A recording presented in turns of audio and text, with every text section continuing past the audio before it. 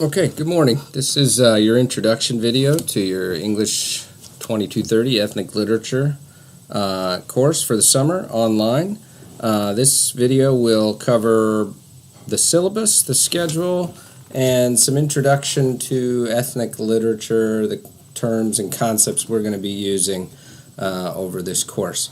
I'll try to go through this as simply as possible and so we can move on to some other things. But if you would go to your Blackboard page and open up your syllabus, we'll look at some of the highlights there.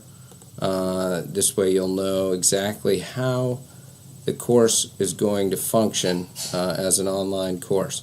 Okay, so if you open up to the syllabus, you'll see at the top the course information, my contact information there. My name is Dr. Ramon Guerra. I'm in the Department of English. You see my office address there as well as my email where you can reach me. Under that, you'll see the text required for the class, and they are listed in the order that we will cover them there. You can find these at the UNO bookstore, or another version would work as well. It does not matter in terms of our class. You'll also see under the text required a star that says there will be articles posted on Blackboard that will occasionally fill in for your reading for the week.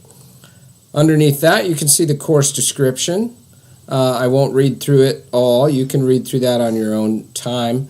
I will say that it does give you a little bit more of an explanation of what we mean when we say ethnic literature, and the way that this course will try to cover as much information about ethnicity represented through literature as we can. We can't certainly cover everything, and we can't cover everything within each ethnicity either, so we try to do as much of a surface level survey scan that we can. We're going to be reading 5 texts, and underneath the descriptions there you'll see the way that we will incorporate each of those into one another. The next thing on the syllabus there is the course structure. By now you know that this is an entirely online course. We will do all of our work online, your writing assignments, your quizzes, and all of that will be done through the Blackboard page. You will receive weekly video lectures from me, as well as assignment prompts and everything through Blackboard, so you should be familiar with the way that Blackboard works. There are 4 components to the course. If you look under the class requirements, 4 things that will be up to you to take care of, and we will do these on a weekly basis. Okay, the new week will start essentially Saturday morning and will end Friday evening. The 4 things listed there are reading, quizzes, discussion board participation, and then reading responses. You will have one of these due every week. Okay? If you look under reading, the course does require a significant amount of reading in a short amount of time. Since we're a summer course, we have to be on top of that reading. We're going to be reading one of the texts per week. Quizzes. Every week you will have a quiz over the complete reading assignment. Okay, I'll go into those in a minute. Discussion board participation. You will have at the beginning of the week, so on Saturday, on your discussion board section, a thematic question or thought from me that will require you to respond. And so all your classmates can see this as well. And then lastly, you will write a critical reading response, which will be due on the end of that week. And these you will write on your own. You will pick a quote. I'll go into this in a minute, but you will pick a quoted section from the book, and you will write about that. Okay? So, at the beginning of every week, you're going to get Saturday morning open in its own little box, folder under the Blackboard page, the work for that week. You'll get the reading assignment. For instance, when you have a complete novel, it will say, read this novel all. Or it might say, read these short stories from that particular section. So you're required to get that reading done at some time during that week. Okay, read actively, read ahead, make notes, take journal entries, whatever it is to help you remember the reading and to get inside of it better. Okay, then on Thursday of that week, so you had 4 or 5 days to do the reading. On Thursday of that week, a quiz will appear under the assignments tab, and it will cover the entirety of that reading. So it's assuming that you have all or just about all of that reading done. Now the quiz will appear Thursday at 7, and it will be open until Friday at 7. So you'll have a 24-hour period to take this quiz, which is timed. Once you open it up, you have 25 minutes to take the quiz. Okay? This will be reading quizzes. If you did the reading, the details, and maybe a little bit of analysis will be easy, or easier than not doing the reading, obviously. Okay? You'll have one of those every week. Okay? Along with the discussion board. The discussion board, as I said, appears Saturday morning, the beginning of your week, and you'll be able to see kind of what I'm asking you to pay attention to in the reading. And at some point from Saturday through Friday, you will want to sit down and write an answer to my questions or my discussion starter on discussion board. Okay, those are due. Let me see here where I put the due date. Those are also due Friday at 7 o'clock as well. Okay, you have all week to get those done. And then your critical reading response is the last thing, and you actually have until Saturday morning at 8 a.m. to turn those in. So you have an entire week to compose a critical reading response of about 2 to 3 pages. And these, as I said, should begin with a quote that you want to focus on, typed at the top of your box in the assignments section, and you will work your analysis of that particular quote into an analysis of the entire reading structure. Okay? Each week will look exactly like that. Also, in terms of lectures, what you'll have will appear Saturday morning, an introduction to that author or to the concept or the ethnicity of that author to get you started. Then on Wednesday, you will have a new video appear for me. And what I'll do in that video is I'll get into some details of the book or the stories to give you some analytical content. And the reason I don't release that one right away is because I want you to work through the book on your own and then hear what I have to say about some of the things that you've worked your way through. Okay, so there will be normally 2 videos per week, one as an introduction video and then one as an analytical video. And that's what every week will look like. If you look underneath those 4 things, you'll see the grading breakdown, 5 weekly quizzes, 5 weekly discussion boards, and 5 critical reading responses. And that's the basis of your grade. Okay? Beneath that, you've got the policies for the class, no plagiarism. We have Students with Disabilities announcement, as well as a plug-in for the UNO Writing Center. Okay? And that is all of the syllabus. The other document that I asked you to look at is the one called Schedule, and this is also under your syllabus tab. So if you would open that one up, you can see what each of the weeks will look like. Okay, for instance, week 1 says, Richard writes Uncle Tom's Children, read 4 stories, and it lists the 4 stories that it wants you to read there. Available will also list the bullet points of the things that are available to you on what day. Okay, and the due dates as well are there. Okay, and each week looks very similar. Okay, if there are pages listed or stories listed, or sometimes it will simply say all listed, and it tells you what things are available on what day. So it's fairly easy to navigate if you just understand that week by week is broken down by text. Okay, 1 text per week, same assignments every week. Okay. Now I'm going to turn to just some introduction to the class itself, what we're talking about when we want to cover ethnic literature. I'll share these notes on Blackboard as well so you can have a look at them and maybe go back to some things. But I want to start by introducing some terms that we're going to be using You'll hear them. You might already use them. Maybe you're not quite sure if you're using them correctly. We have terms like ethnic or ethnicity, culture and subculture. We use race. We use nationality.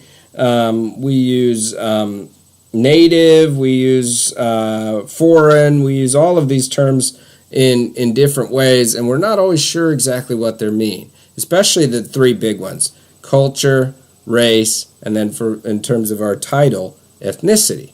Okay, we're going to get into those a little bit more, and you'll hear them sometimes used interchangeably. Nationality is, of course, reflective of one's birthplace. Race has to do with either biological or socially constructed identities. Sometimes we simplify race by looking at things like skin color and other biological features, which is problematic in a lot of ways.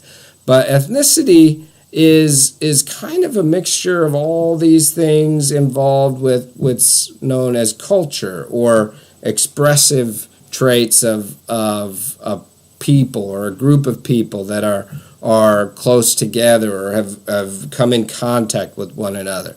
So when we talk about ethnicity or ethnic as an identifier, a lot of times we're referring to cultural traits or cultural expression that have emerged over time and are identifiable by region and by certain groups of people. Okay, so for the purposes of our course, we're going to be looking at cultural output of African Americans, Native Americans, Iranian Americans, Jewish Americans, and I believe Asian Americans. Okay, we're going to be looking at these as very specific, although not complete generalizations of these ethnic identifiers. We must always remember that.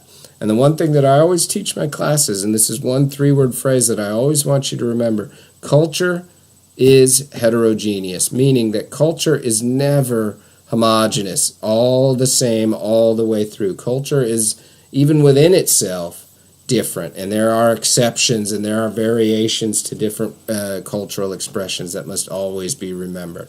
Okay? So think about that whenever you look at these terms and you decide that you want to say race or nationhood or ethnicity. Think about the ways that each of these words have different meanings and origins.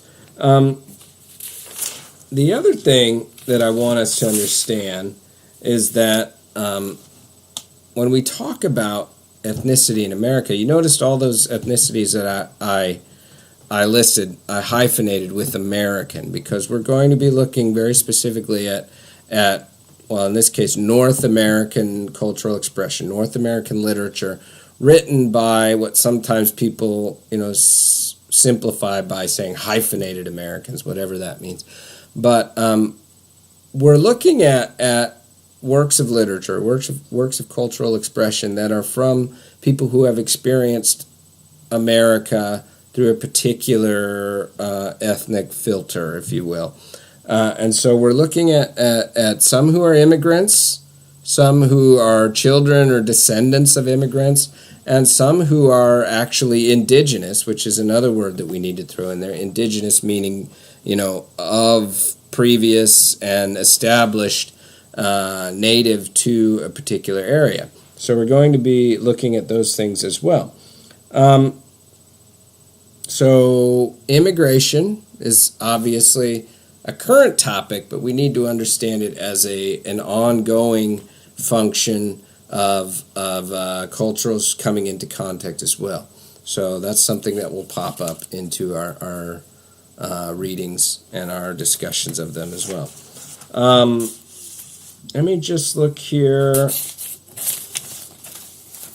One of the things that we'll see in a lot of our readings is some overwhelming sense of ethnic perspective as a way to sort of upset traditional, quote-unquote traditional, or established, quote-unquote established ways of thinking.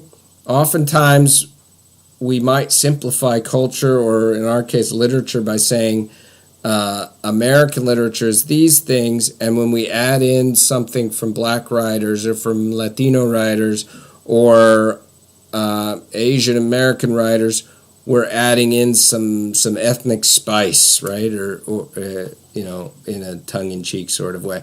But in reality, that's American as anything else, right? So we have Ernest Hemingway, William Faulkner, these established white male writers, and then we later read some Richard Wright and James Baldwin, or Maxine Hunk Kingston, and we're all of a sudden adding ethnic writers.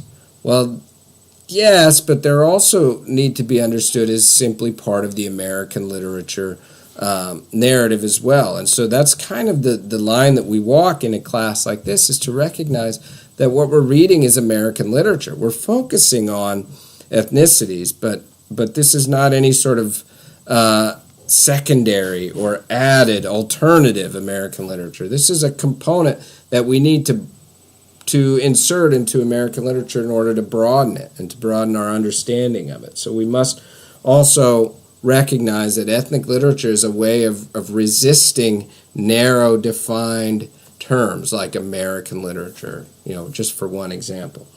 We'll definitely be looking at that, and oftentimes you'll hear me talk about what's either called absent or banished histories, meaning histories or stories, narratives that haven't been told or haven't been heard, and ethnic literature, writings by people of color and gender and all of these other things, as ways of resisting that dominance, okay? And resistant action of ethnic literature, or resistant force speaking to power, right? The power structure has been in place, and ethnic literature is a way of getting inside that and broadening it, busting it open, and saying, hey, that we're also part of America. We're going to be seeing that in a lot of different ways. So with that, I want to just leave you with that sort of overarching introduction in a way that you can maybe go back and apply these early broad-based concepts to each of the texts that we're going to be looking at. Please let me know if you have any questions, and I look forward to the course.